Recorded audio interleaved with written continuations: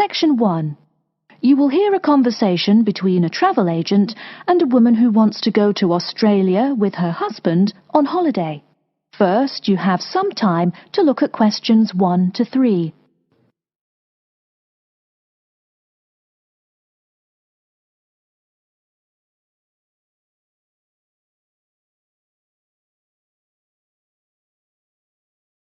You will see that there is an example which has been done for you. On this occasion only, the conversation relating to this will be played first. Good morning. I've been looking at your holidays to Australia in your brochure. I'm thinking of going during the second half of next month. Good morning. As you can see from our brochure, we offer a wide variety of packages to various destinations in Australia. Is there anything in particular that interests you? The woman says that she has been looking at the holidays to Australia in the brochure. So, brochure has been written in the space. Now we shall begin. You should answer the questions as you listen, because you will not hear the recording a second time.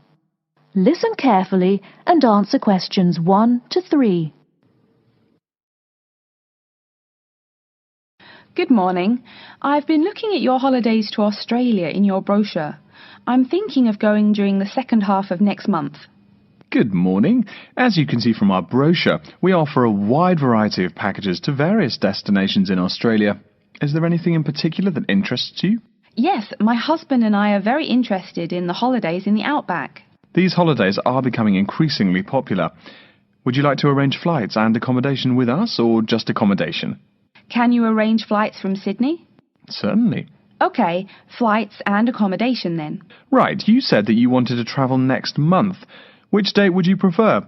I should point out that there are no daily flights available, so if you have a flexible itinerary, that's better. Well, we arrive in Sydney on the 15th of April, and we were thinking of travelling to the outback on the 18th of August. April. OK, there's only one flight from Sydney to Alice Springs on the 18th, so I'll book you on that. It leaves at 10 in the morning, which is quite convenient.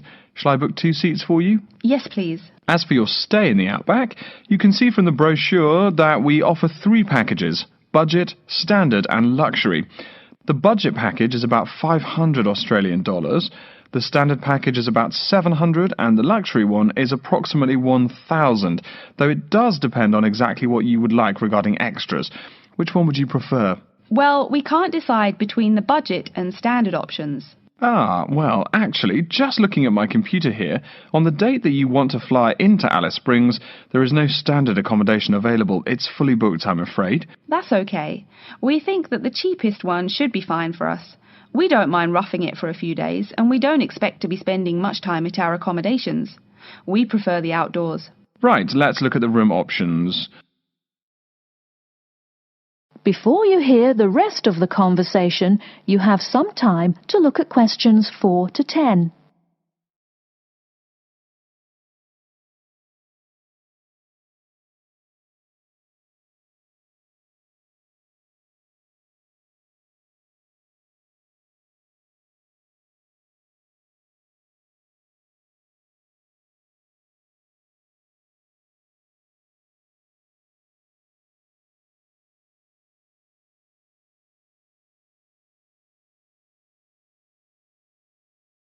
Now listen and answer questions 4 to 10. First of all, would you prefer a non-smoking room? Yes, neither of us smokes. OK. Oh, before I forget, could you book everything in my husband's name, please? Yes, of course. Are you paying by credit card? Yes. In that case, I'll need your husband's name exactly as it appears on the card.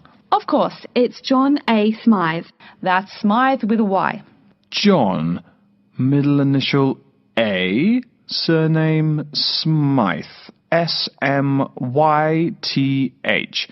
Is that correct? Correct. Thank you. I'll just check the price. The room will cost $100 a night plus $10 tax, so $110 per night in total. Is that okay? Yes, that's fine. Book us for 3 nights, please. Most of the guests like to participate in some special activities and trips while they are staying in the outback. Is there anything that interests you and your husband? Yes, there are several things we'd like to see and do. We'd definitely like to visit the cultural centre. Yes, that's very popular. It's within walking distance of the accommodation and it's free. It's also a great place to pick up souvenirs of your trip. We were thinking about visiting one of the nearby farms. There are 2 farms nearby, a sheep farm and a kangaroo farm. There is also an opportunity to ride camels in the desert. Have you ridden a camel before? No, but it sounds like fun. Could you give me some more details about the kangaroo farm and the camel ride? Certainly. The kangaroo farm includes information on how the animals are raised, whilst the camel ride provides information on desert flora and fauna. Which would you prefer? You can arrange to see the kangaroos in the wild if you like, rather than on a farm. That sounds perfect. OK, we'll go on the camel ride and see the kangaroos in their natural habitat. OK, I'll arrange that for you. I forgot to mention that the journey also includes a stop at a place of Aboriginal artwork. It's a place well known for its stone carvings of animals and mythical creatures. That sounds great. Are the carvings in the desert? Yes. Wonderful. Well, that's perfect then. I'm sure you'll have a lovely trip, but remember that you need to take care in the sun. Yes, we're really looking forward to our trip. We really want to try to experience the dream time under the stars. Of course. That's what a trip to the outback is really all about. Yes. Now, how about the cost? That is the end of section 1. You now have half a minute to check your answers. Section 2. You'll hear an announcement which is looking for some volunteers. First, you have some time to look at questions 11 to 15.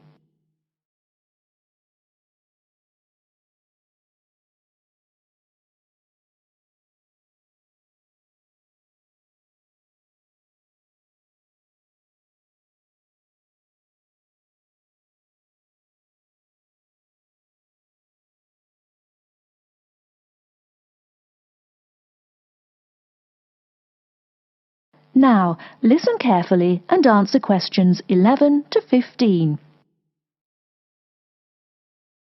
Continuing our broadcast of public service announcements, Worldwide Helpers announces upcoming vacancies for a number of volunteer worker positions.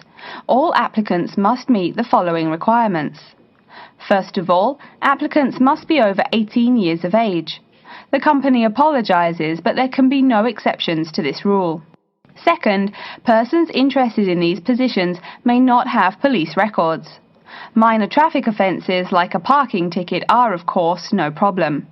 But, and I quote, past and present drug users and sex offenders need not apply. The employer will, of course, check with the police to verify your clean record. In addition, applicants must supply references from past or present employers or teachers along with their recent CV. These references must testify as to the applicant's work habits and/or character. Remember, these are references from employers or teachers. A note from your dear old mum won't do. Worldwide Helpers assures me that they will contact these references to confirm they are genuine. Although all positions are volunteer, the employer will reimburse some of your expenses. For example, they will pay for transportation to and from the job site. Aside from that, the cost of phone calls is covered. Before you hear the rest of the talk, you have some time to look at questions 16 to 20.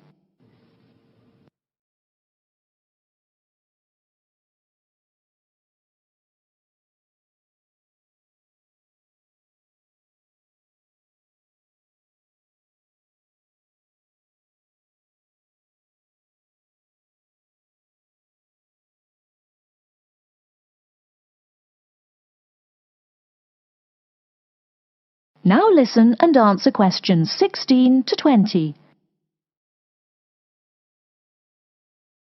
As for the positions themselves, there are 3 types. The first involves assisting persons confined to wheelchairs. For this position, volunteers must be physically fit and in excellent health. They must be able to lift at least 150 pounds.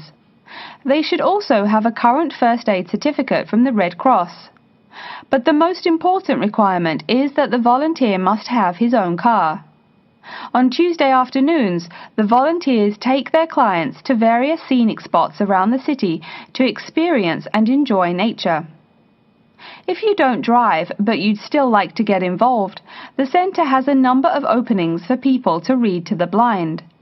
Readers must, of course, read English clearly.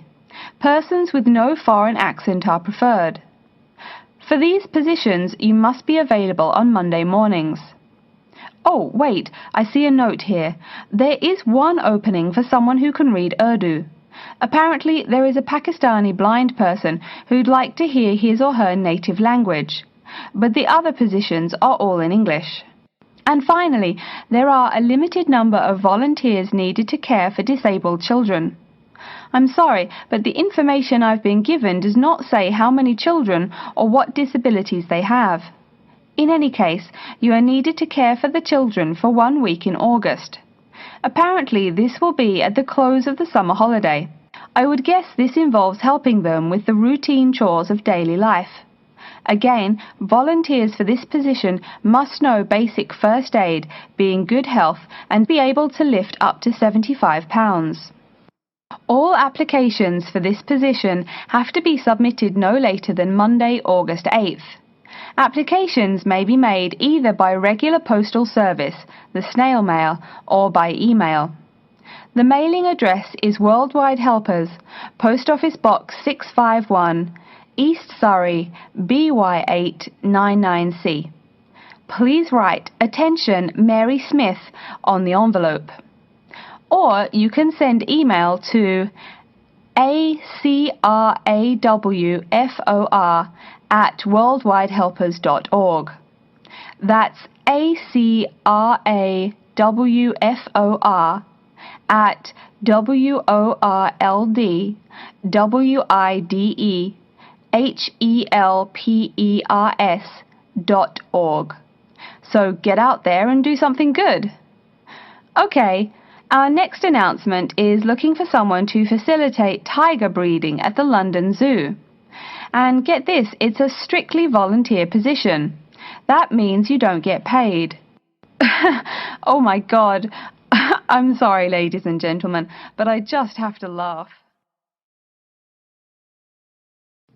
That is the end of section 2. You now have half a minute to check your answers. Section 3.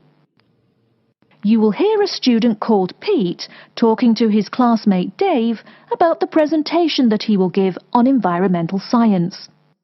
First, you have some time to look at questions 21 to 25.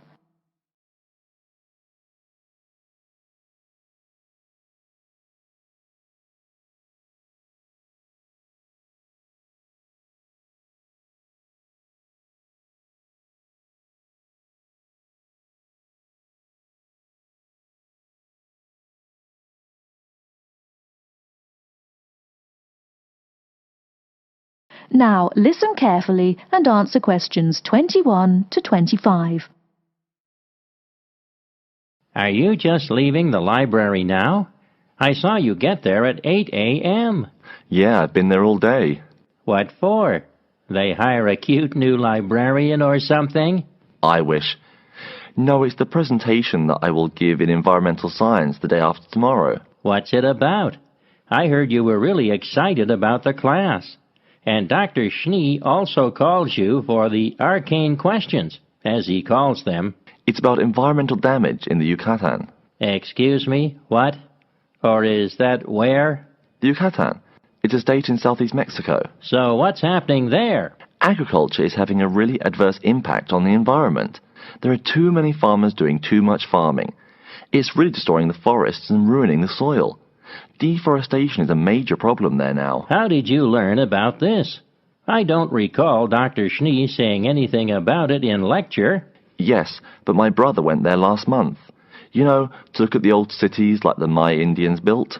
That's what first got me interested. Your brother Tom? No, Dick, Harry's twin. Anyway, he told me how few trees there were now, and how much empty ground that grows almost nothing. He said the place looked more like the desert than jungle in some parts. It brought environmental damage, so I started looking for materials in the library. Here, look at this magazine. What's in it? It's an old issue of National Geographic. It includes interviews with tourists who have been there in the past few years. It's pretty bad. See the photos? I see the photos, but one or two photos don't prove anything. Then read what the article says. Right there. The first thing it points out is how soil samples show it is hard for anything to grow there. It says how an area of 21,000 square kilometres has lost most of its forest in the past 10 years. See, there are graphs. As the number of farmers increases, the acres of forest have decreased. It's an inverse relation. Before you hear the rest of the talk, you have some time to look at questions 26 to 30.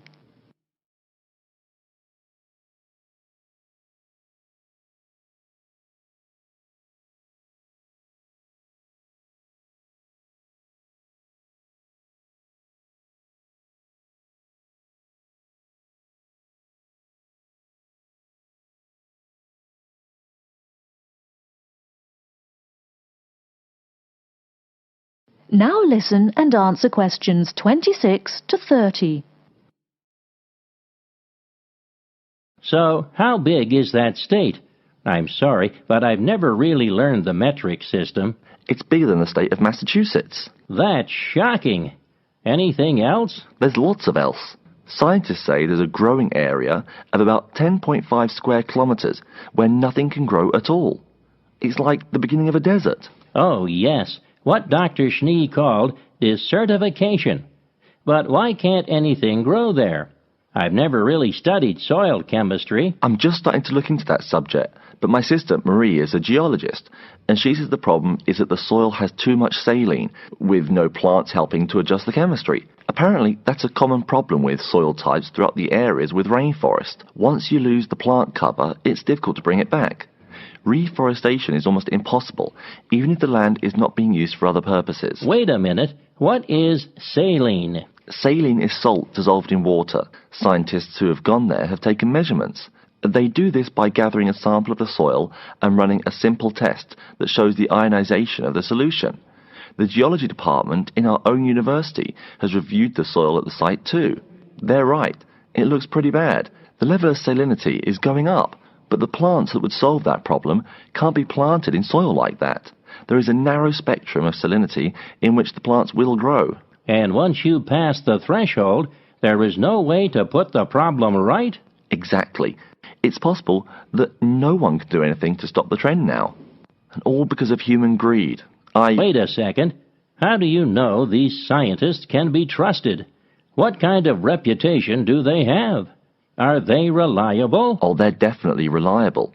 They include 4 members of the faculty from the geology department right here at MIT. Here, study these photographs and check the damage yourself. That's what Dr. Horst, who wrote the book here, did. He's newly appointed, but Dr. Schnee said that he's brilliant. So, where are you going now? I'm headed over to the geography department to borrow a map for my presentation. You know, this whole problem could have been avoided. The farmers there in the Yucatan. Pete. What? Go take a break. Leave some studying for the rest of us. That is the end of section 3. You now have half a minute to check your answers. Section 4. You will hear a lecture's introduction to Insect Biology 101. First, you have some time to look at questions 31 to 40.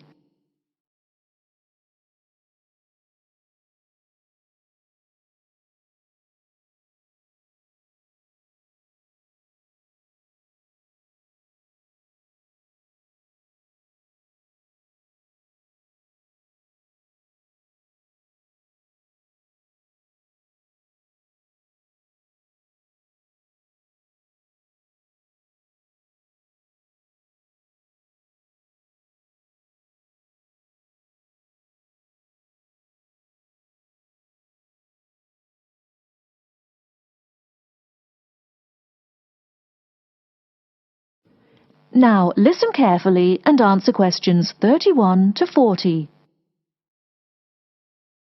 Good afternoon and welcome to Insect Biology 101. I'd like to begin this course with a few remarks about good insects and bad ones. Bugs are all around us, and that's both a benefit and an annoyance, sometimes maybe even serious harm. First, let's talk about the good things that insects do for us. Probably the most important insect for humans, and maybe for all other life, is the bee. Bees help plants in the process of pollination, and thus are necessary to most flowers and fruit-producing trees. That is, they carry pollen from male flowers to female. If it weren't for bees, we'd have very few food plants and no fruit either. In fact, there would be no we. No less a thinker than Albert Einstein pointed out that, without bees, humanity would be dead within a year or less. We'd starve. It's that simple. That should maybe make us just a little humble. A little less dramatic is the fact that bees also make the honey we eat. Moreover, they produce beeswax, which is useful in candles and is also used as a first-rate furniture polish.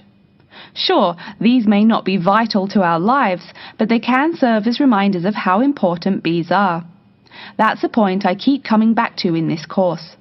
Though, in all fairness, I should point out that butterflies aid in pollination as well as bees. Now, here in Michigan, what's the worst part of summer? Yep, that's right, mosquitoes. But I'm talking about helpful insects, right? So let's look at the dragonfly first. If there were no dragonflies, there would be even more mosquitoes. Dragonflies mainly eat mosquitoes and also a few other insects. Yes, that's right. They don't just fly around, and they also help to eliminate harmful insects. So the next time you see a dragonfly, don't you dare kill it. Now, let's talk a little about those harmful insects. Take the mosquitoes I just mentioned as an example. Not so many years ago, mosquitoes here in America weren't just annoying, some were even deadly. They carried malaria and yellow fever. My own ancestor, the Confederate General John Bell Hood, lived through the worst battles of Civil War, only to die at age 38 from yellow fever. A pest, not a bullet. Well, besides the mosquitoes, in summer there is also a kind of insect that never seems tired. Right, that is the fly. Before I go on talking, I must mention an African fly called the tsetse fly, which feeds on blood and can cause serious diseases in the people and animals that it bites. Besides, it is still a bearer of sleeping sickness, which affects around 300,000 people every year in Africa, and can be treated only with toxic drugs that are hard to administer.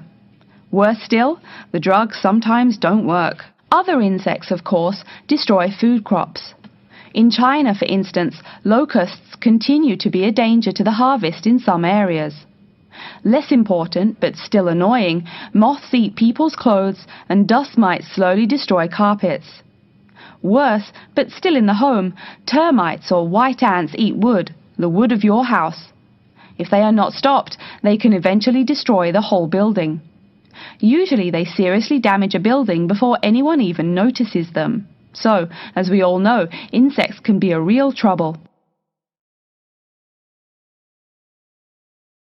So, what to do? You can go ahead and start killing harmful insects. In the early decades after the Communist Revolution in China, Chairman Mao encouraged the people to swat every fly they could see. Slogans on the walls of buildings called them little capitalists. But flies reproduce too quickly for this to be a long-term solution. For some decades in the West, to kill insects with chemicals seemed a good remedy. Unfortunately, chemicals can only be used in a limited area for a limited time. It's a small-scale solution. The insects come back. Worse still, some of the poisons used, like DDT, were found harmful to the environment. Many kinds of wildlife, like hawks, were harmed. And people in chemical-using rural areas have one of the highest rates of liver cancer in the world. It's no secret that chemicals remain harmful to humans. Like all species, insects adapt to their changing environments at an amazing rate. When a new chemical is introduced to their habitat, the insects that survive are generally the ones with some way of resisting the harmful effects. They then breed with the other survivors, and just like that, insects become resistant to most poison in a few generations. An insect generation, remember, is a couple of months at most. So again, we have to ask, what to do? Well, there are biological solutions. Some of these are pretty simple. One is destroying the insect's habitat. You take away their home or food. Cleaning your kitchen is the best way to prevent roaches. No garbage, no food. Getting rid of marshes and swamps eliminates mosquitoes. Other solutions might include bringing in dragonflies or bats in areas where mosquitoes are many. This is a cheaper alternative to chemicals. Biological methods like this also bring no extra pollution to the environment. But you have to be careful. If you change the environment too much, you might be hurting other forms of life accidentally. One recent method of controlling insect populations involves interrupting their breeding cycle. What does that mean? It means birth control for bugs. Insects are provided with food that makes them unable to reproduce. Since they can't have babies, the population disappears, or nearly so. And since no young are born, resistance is not a problem, with no young insects developing increased resistance. Interrupt the life cycle, eliminate the bug. It's clear that we must have an understanding of the life cycle of the insect. At least, that's the plan. We'll go into more detail as the course goes along. Now, I will stop here to see whether you have any questions or not. That is the end of section 4. You now have half a minute to check your answers.